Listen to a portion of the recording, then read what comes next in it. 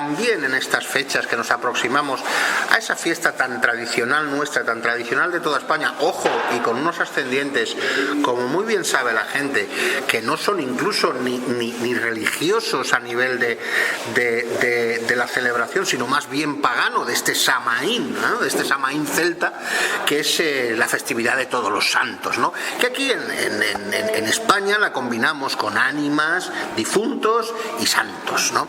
Y tenemos a una de las personas, a este erudito, a este bibliófilo, que tanto sabe de nuestras cosas, de nuestras tradiciones, de nuestro sentir y de nuestras raíces, como es Rafa Solaz Albert. Buenas tardes, Rafa. Hola, buenas tardes. Rafa, ¿qué importancia le damos en toda España, pero en Valencia, a esa celebración de la muerte, ¿no? La celebración de la muerte siempre se ha hecho aquí en Valencia y es un ritual, pero además antiguo, como te hubieran dicho, porque durante siglos se ha hecho el recuerdo a los difuntos, el recuerdo a los seres más queridos, y antiguamente, me estoy remontando al siglo XIX y principios del XX, era una fiesta, se reunían todas las familias y iban a visitar a los difuntos, pero en el transcurso, digamos, de la ciudad al cementerio, había muchas, entonces iban con carruajes, iban con tartanas, y entonces paraban y sacaban sus meriendas, sus comidas. Incluso en los domicilios también se hacían estas grandes comidas que era el puchero de Tots Sants, que se llamaba, y en fin, era todo un ritual, que ese ritual tan solo ha permanecido, y la visita al cementerio, que eso sí que se hace en plan masivo. Realmente se dice que tal vez esa noche de los difuntos y ese día de todos los santos es cuando esa línea más delgada entre la realidad de vida y la realidad de la muerte están más unidos. Tú lo decías hace un momento, es decir, es en aquel momento en que incluso hay celebraciones por parte de la gente para rendir homenaje a los muertos. Realmente en Valencia, a lo largo de todo el tiempo, de todos estos años, siempre se ha celebrado de la misma forma. Bueno, ha ido cambiando con las modas, ha ido cambiando porque lógicamente no es lo mismo la celebración de difuntos en el siglo XV, XVI, XVII, en la cual estaba muy presente la celebración religiosa. En las iglesias se tapaban los santos, se cubrían con unos paños negros, en las puertas de las iglesias se ponían unos atributos, una simbología fúnebre que recordaba ese día, sobre todo el día de las ánimas, que era el día anterior, y luego el día posterior, que se recordaba ya propiamente a los difuntos. O sea que han ido por modas. ¿Cómo se ha celebrado eso a nivel interno, es decir, en las casas? O sea, ¿cómo se sabía? Yo recuerdo, por ejemplo, que en mi casa, mi madre, eran las famosas palomitas de luz, estas que se ponían en aceite. O sea, ¿cómo se celebra en Valencia a nivel interior, cómo se ha ido celebrando esta festividad de las ánimas de los difuntos? Pues mira, Miguel Ángel, me alegra que hagas esa pregunta, porque efectivamente has nombrado esas lamparitas que ponían, que se llaman minetes, en valenciano, minetes. Y las minetes tienen sus raíces centrales en las lámparas votivas que se ponían, las lámparas de votos que se ponían. Estas luces significaban las almas que habían desaparecido y que estaban, salía la llama hacia arriba. En fin, hay toda una simbología que se aplicaba en las casas, porque ya no solo era la comida opípara que se podía hacer, o por lo menos los dulces que se preparaban para la ocasión, que de ellos solo ha quedado los huesitos de santo. Y algo de los buñuelos y tal. Exactamente, pero el ritual no solo se hacía en el cementerio, sino se hacía en el propio domicilio. La cuestión, por ejemplo, que tú has hablado muy bien, entre esa conexión entre la vida y la muerte, hoy ha quedado un poco más separada, separada. Quizá el día 1 de noviembre se recuerda muy bien, pero se ha quedado un poco separada porque sabes que antes, cuando fallecía una persona, incluso se ponía allí en una habitación de la casa para que se velara el velatorio, o sea que eso era muy normal. Y hoy en día ya no, ya hay hay otros sitios que ya no es la casa donde se va a hacer el velatorio. Entonces, ¿qué pasa? Que todo cambia entre la vida y la muerte, y puede pasar el tiempo. Siempre permanece ese recuerdo al ser querido. Recuerdo que solo dura 2 generaciones, porque yo me da mucho que pensar, por ejemplo, cuando paso por el cementerio y ando mucho por allí, por todas las tramadas, y veo, pues no sé, a lo mejor un nicho que está totalmente abandonado, que nadie le ha limpiado ni siquiera el cristal en años, y a lo mejor un señor o una señora que ha fallecido hace 20 años. Entonces, ¿qué quiere decir esto? Que cuando pasa esa generación, la otra no lo recuerda, salvo que sea una persona muy distinguida, que entonces tenga una cierta fama. Pero es que hay mucho que pensar en las visitas en el cementerio, y sobre todo en esa tradición que la tenemos muy arraigada aquí en Valencia, de las visitas del día 1. Las visitas del día 1, en tanto en cuanto hay unos restos que están tierra, nicho, panteón, pero claro, la tendencia cada vez más es a quemar los cadáveres, a la cremación. Sí. Es decir, eso dentro de nuestras tradiciones, de nuestra forma, entre comillas, y tómamelo tal cual lo digo, dentro de nuestra necrofilia, ¿dónde se va a meter? ¿Qué va a pasar dentro de, no sé, de 50 años? Pues mira, muy bien, porque vamos a hacer una reflexión sobre el tema. Cuando yo me hice cargo de la ruta y creé en la ruta del silencio, el Museo del Silencio, fue en el año 2008, o sea que hace 6 años, y entonces pregunté qué porcentaje era el que se incineraba y qué porcentaje era el que se inhumaba o se enterraba. Sí. Y me dijeron que se incineraba el 30% y se enterraba el 70%. Eso Hoy en hace día, 6 años. 6 años. En 6 años hemos pasado del 50 al 50. O sea, ahora, en este momento, yo creo que incluso supera la incineración. ¿Por qué? Bien, aquí ocurren unos factores también económicos. Enterrar a un difunto, todo lo que supone los gastos de entierro, es mucho más elevado, pero mucho más que una incineración. Yo no sé, no te puedo hablar en términos cuantitativos, pero una incineración a lo mejor está por 300 euros y un entierro por 1.500. Esa es la proporción. Y entonces yo creo que también ha contribuido la parte de crisis y las familias que piensan a lo mejor que incineran, que da igual que pues un señor que esté en la caja, por ejemplo, y que pueden incluso dejar esas cenizas. Pueden ocurrir, con esa ceniza pueden ocurrir 2 cosas. Una, o que se esparzan por un lugar determinado que el difunto lo haya hecho en vida, o que se contraten unos nichos pequeños que son muy reducidos, que entonces, con lo cual ya hay una rebaja en cuanto al importe de coste. Bueno, luego hay una pirámide, lo que se llama el Jardín de la Vida, que es una sección más del cementerio, que en esa pirámide uno puede ir con su urna de un señor que se ha incinerado y tirarla dentro de esa pirámide, una tumba colectiva que en este caso acoge las cenizas del difunto. Has hablado lógicamente, del 2008 con esas guías del silencio y con todo el planteamiento de los escultores del silencio.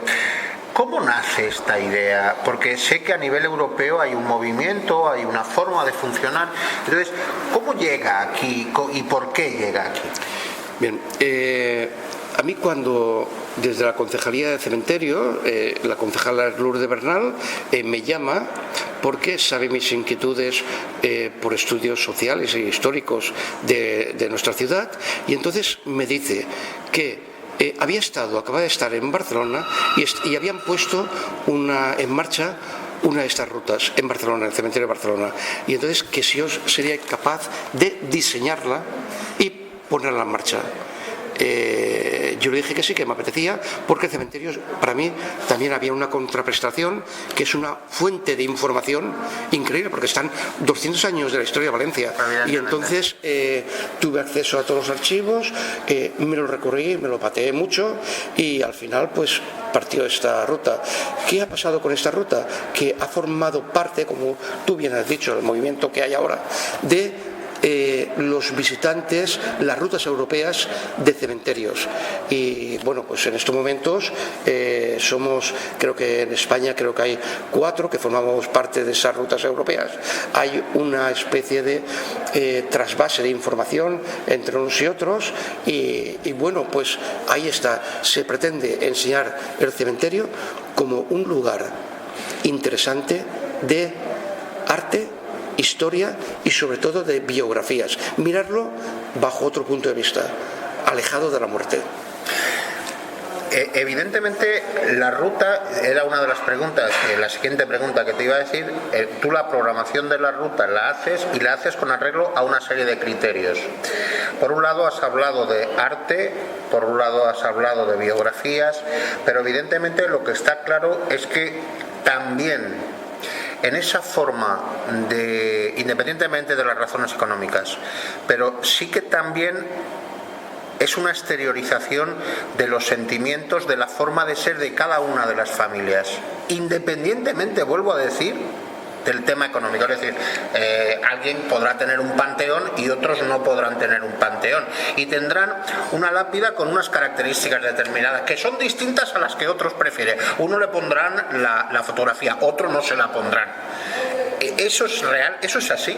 Sí, porque vamos a ver, ahí está muy bien. No tenemos que separar la cuestión económica, porque en los grandes panteones pues al final son digamos una representación del poder económico de una familia, que esto lo hace. Pero luego hay tumbas más sencillas, hay incluso a mí me llama la atención, por ejemplo, una cuestión minimalista dentro de lo que es una lápida. Por ejemplo, pone el nombre de él y el nombre de la persona que está allí, que a lo mejor pone Rafael o pone Antonio, pero una expresión fuerte, como diciendo, estás ahí. Sí. Y esto sí que se ve en el cementerio, pero es que es muy variopinto, tiene una diversidad. Yo cada vez que veo pues un epitafio nuevo o veo a lo mejor un detalle que han puesto en la propia tumba. El otro día, paseando, vi 2 que me dan mucha atención. Uno habían puesto una camiseta del equipo de fútbol, en este caso el Valencia, pues un aficionado del Valencia, que dice, oye, si yo me muero y tal, ponerme que soy del Valencia hasta la muerte. Y lo mismo ocurre con el Levante, o lo mismo ocurre si un señor, por ejemplo, ha sido un fallero o un presidente de las fiestas X.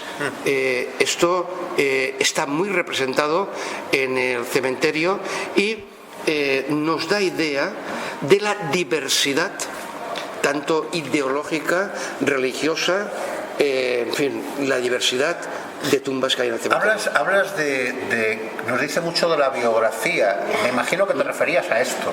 Es decir, viendo esa identificación de ese señor, que Visca el Valencia o Macho Levante o cualquier cosa de estas, nos identifica perfectamente cómo es la persona.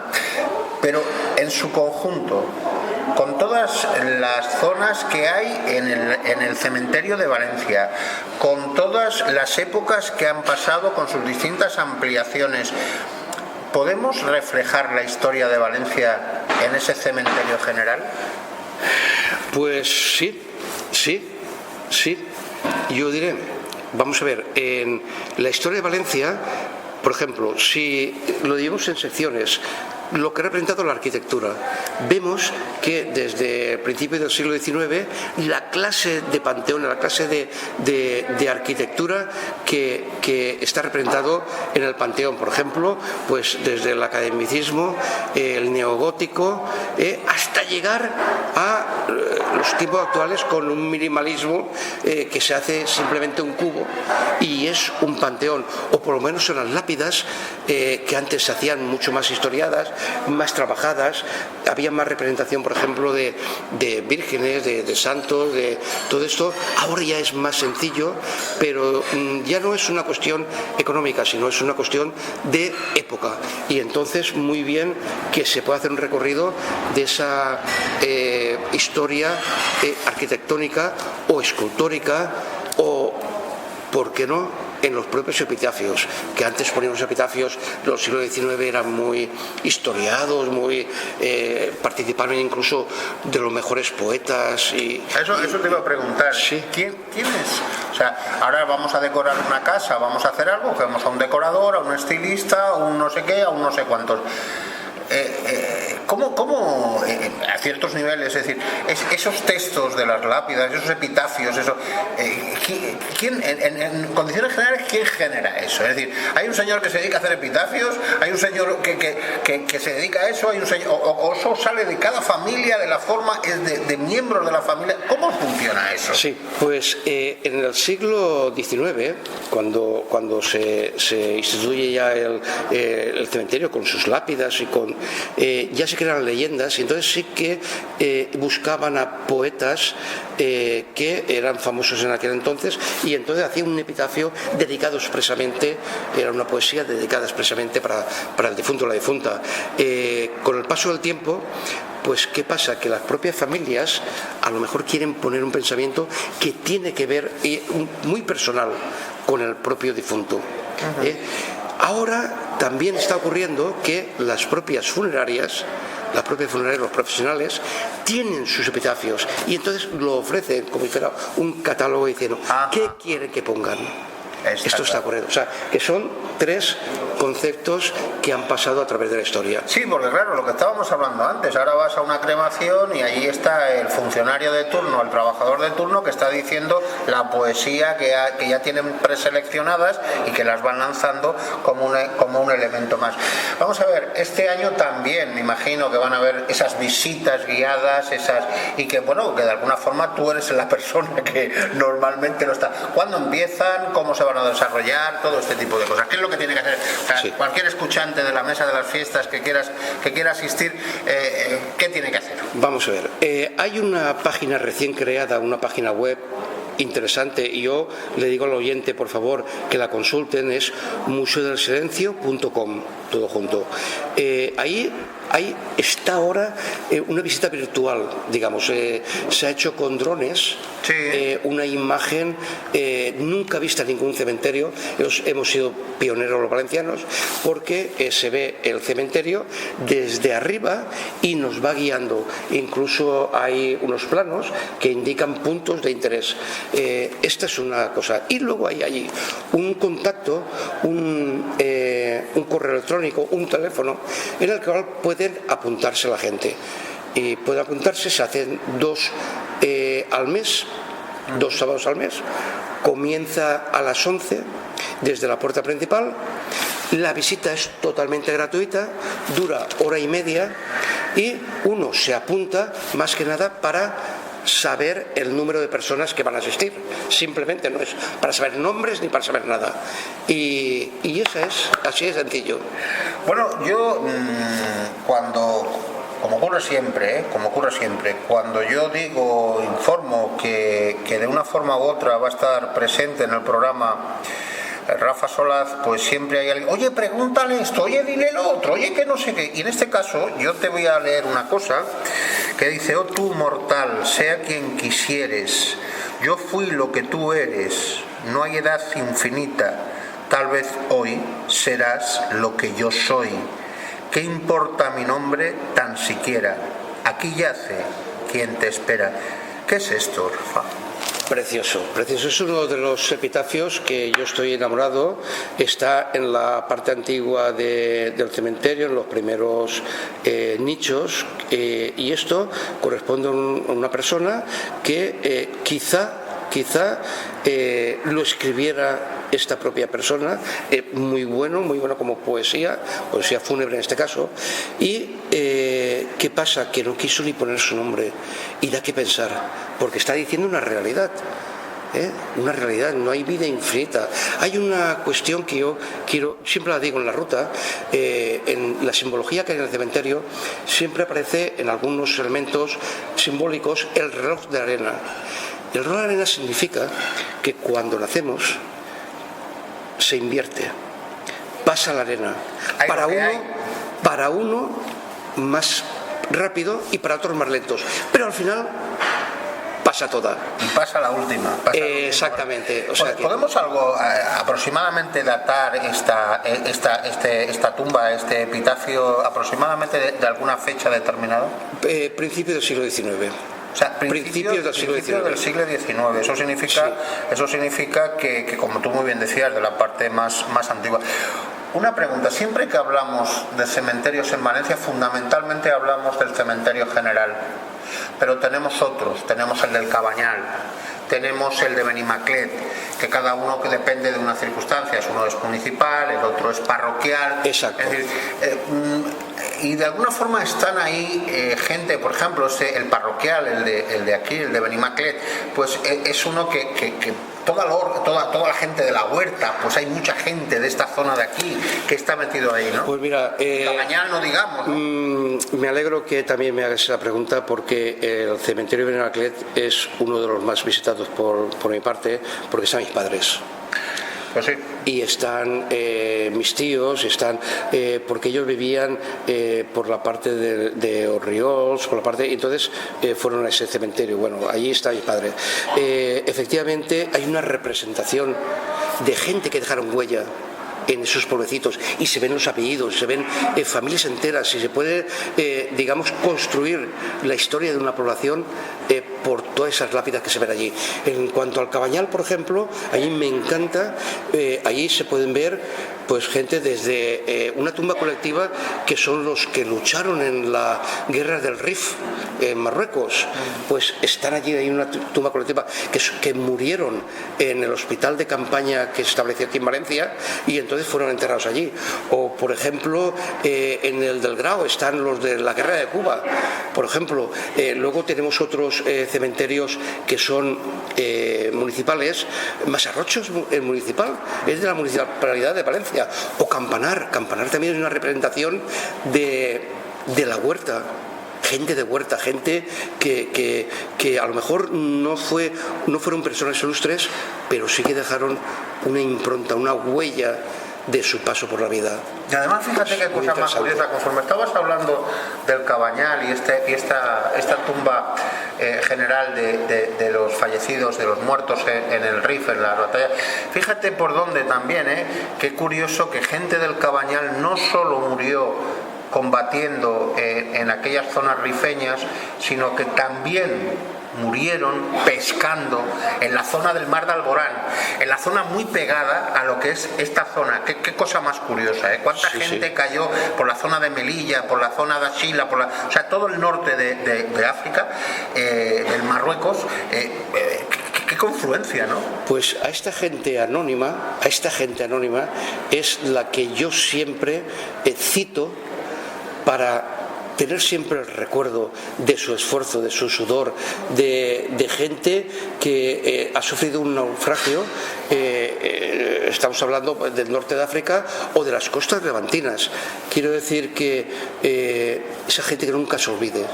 No sabremos su nombre, a lo mejor no aparece en el cementerio su lápida, pero sí que debemos de respetarla y recordarla siempre, porque ha formado parte de la vida de los valencianos.